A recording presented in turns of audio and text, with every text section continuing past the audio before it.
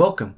I am Public Enemy Numero Uno, and thank you so much for watching this. Today I want to talk about designing weapons in Dungeons & Dragons. In short, what I'm talking about is making weapons thematic, extending the list of existing weapons, and how weapons can be mechanically improved in D&D. I offer examples from the books as well as my own experiences and the experience of others to explain my points. This is for both players and dungeon masters, as both can utilize it to expand their role-playing experiences. Thematic weapons are taking the existing stats of weapons and just changing their descriptions. This is showcased in the player's handbook on page 78 with the monk's martial arts feature. At the bottom is a paragraph that describes thematic choices for monk weapons. Things like nunchucks and commas that thematically replace clubs and sickles. Mechanically, they're the same thing, but thematically, they're different and unique. This little feature allows players to create awesome sounding weapons like replacing a glaive with a scythe or a maul with a giant skull club. One of my players had a set of Hydra Fang nunchucks made for their character so that he could cast Shillelagh on them. Not exactly in the rules of the spell, but since it is effectively a club that is made of an organic substance, I let it slide. It also gives the dungeon master a chance to alter the weapons of monsters to make them sound strange and unique. Extending the list of existing weapons is more work, as you are often taking existing weapons and altering the mechanics rather than just renaming them. This can be done simply by changing certain text. I have found that certain lists of weapons often lack certain features like damage types. For example, a saber is a slender, curved sword, a weapon that would be completely identical to the rapier, except I have it deal slashing damage as opposed to piercing. Among the versatile martial weapons that deal 1d8 to 1d10 damage, the warhammer deals bludgeoning damage, while both the longsword and battle axe deals slashing damage. There isn't one for piercing, so I created the partisan, an oversized spear with a wide bladed end. It has the exact same features, cost about the same, but does piercing damage. Adding or inventing additional properties is another method. For some reason, the glaive and the halberd are completely identical. I do not know why both of them are listed, as one is the same as the other. To differentiate them, I added the property multi-headed to the halberd. Multi-headed can translate to damage variable. The glaive is a single blade with no other facets. However, a halberd has both a blade and spikes. The multi-headed property permits the wielder to deal either slashing or piercing damage, their choice. As a halberd is only slashing and piercing,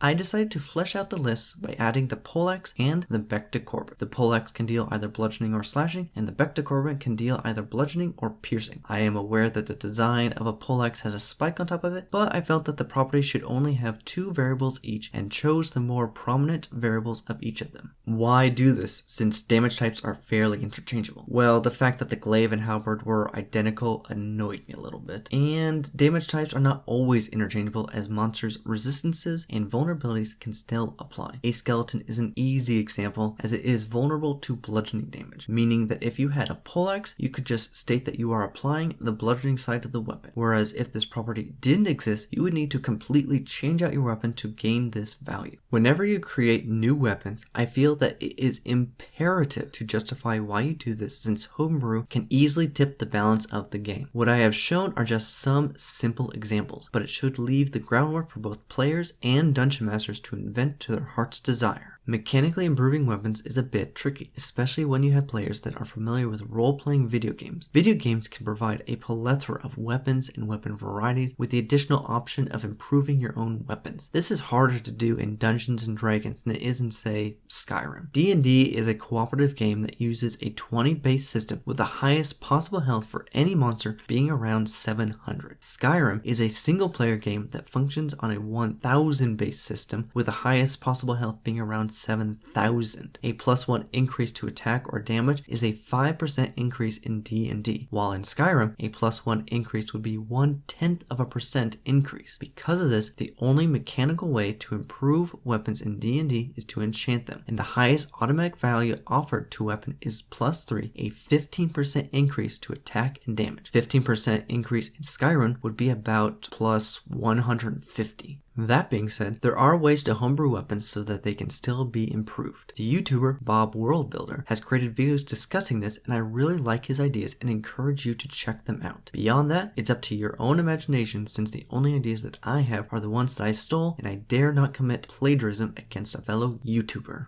With that, please comment down below, as I would love to hear more ideas or criticisms. Thank you again for watching my video, and have an enjoyable day.